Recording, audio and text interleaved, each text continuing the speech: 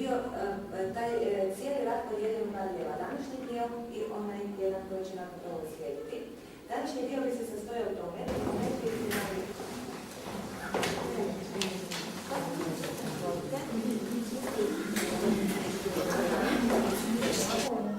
možeš ti sad, to su uvijek problemi anketa, da nema da nas ograniča. Ubacite svoje ono što mislim.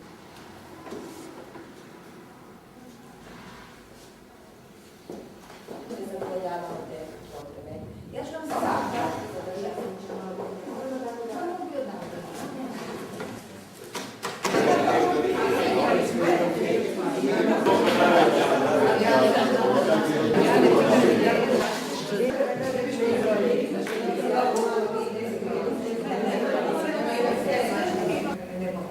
zato mi je, jako mi je teško. Kad nešto loše napravi... Loše, ne možda, nego vjerojatno je loše da nasljeđujemo neke stvari od svojih roditelja i onda tako se ponašamo. Možda i mi na poslu, recimo. To su situacije koje će se dešavati.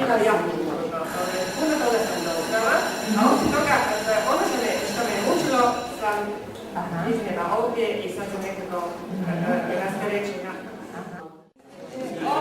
Rezultati naših rada. Imate 15 minuta za rad.